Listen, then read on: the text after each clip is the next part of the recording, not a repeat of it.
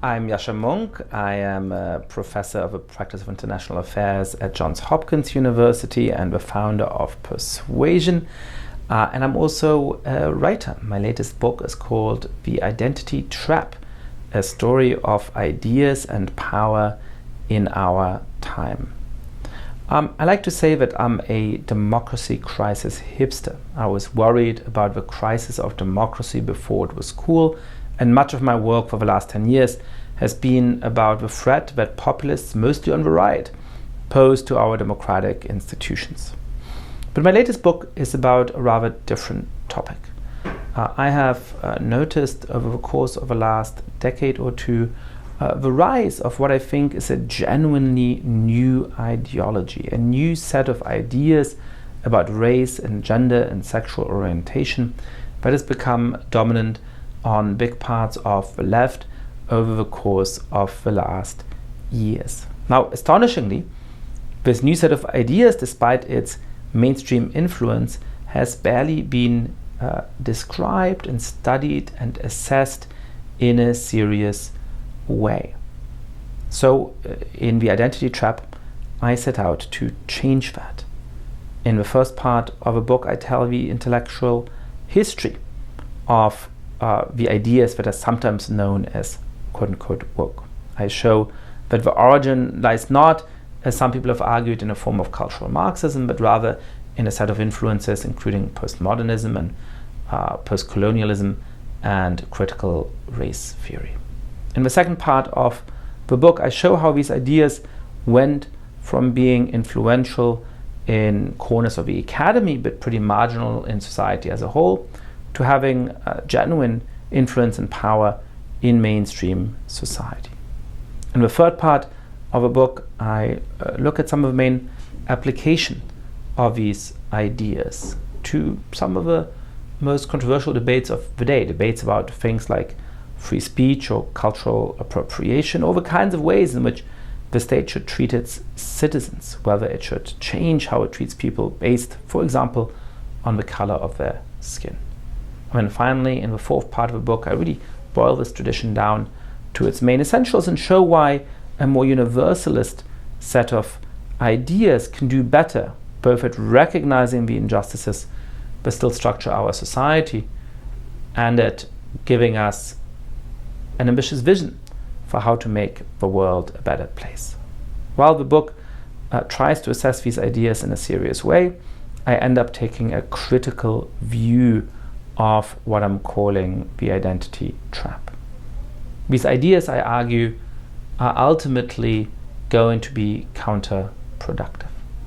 They're going to be counterproductive because they set us up for a society in which different ethnic and cultural groups are engaged in a zero-sum conflict with each other.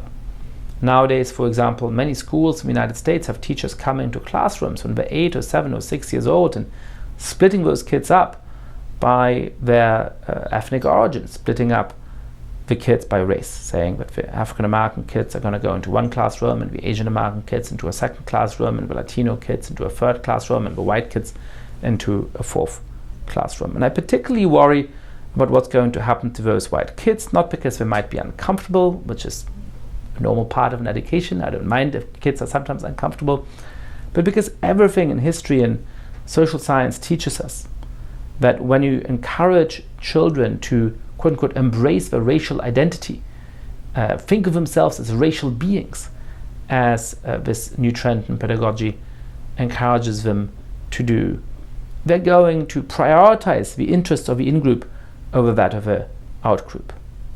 The aim of this practice may be to create anti-racists. I think it's more likely to create racists and white supremacists. We are seeing that these ideas are a trap in the context of many public policies that end up being deeply counterproductive. In the midst of a COVID pandemic, for example, the Centers for Disease Control faced a set of decisions about who to prioritize for life-saving vaccines that hadn't yet been produced in sufficient quantities. Now, virtually every country around the world prioritized the elderly because the danger which people had of severe adverse consequences from the disease increased exponentially the older you got. But the key advisory committee to the CDC claimed that this was a bad idea, that this was unethical because elderly Americans are disproportionately white. As a result, it ended up prioritizing a very broad set of essential workers, including movie producers in LA and finance executives in New York and college professors in the state of Maryland, such as myself, even though I was exclusively teaching on Zoom. And in the end, I think this policy probably killed more Americans, as the CDC's own model suggested it would, and probably also killed more non-white Americans. Because if you give 2 shots of a vaccine to 25-year-old Latino Uber drivers, rather than one 80-year-old Latino retiree, more Latinos are going to die. And thirdly, I think this is a trap for straightforwardly political reasons.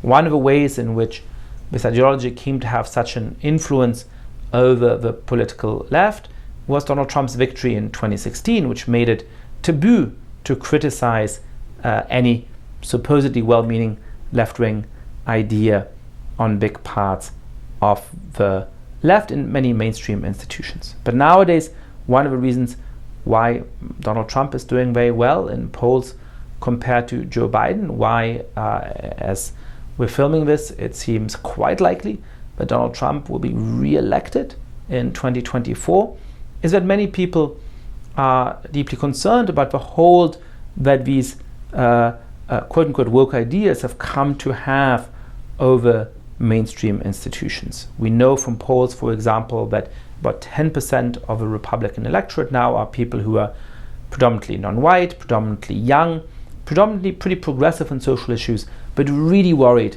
about the influence of these ideas. So one of these ideologies, right-wing populism, is the yin to the other ideology, to the yin to the yang of the identity trap. To effectively fight against one of them, we should fight against both. My book closes with a defense of a more ambitious set of ideas, a more ambitious set of values for the kind of future we should want to create. We, of course, need to recognize the injustices of our society. There's nothing wrong with mobilizing people who belong to identity groups that have historically been discriminated against. But we always have to hold on to realizing more fully the universal values and the neutral rules that have historically allowed us to make progress. We should build on the kind of activism represented by figures like Frederick Douglass and Martin Luther King Jr. and Barack Obama, rather than on the tradition which explicitly rejects their universalism for a vision of a society in which how we treat each other and how the state treats all of us will forever depend on the kind of identity group into which we are born. The identity trap should be rejected, both because it is wrong in itself and because it actually is not ambitious enough as a vision for the kind of society in which most of us would want to live.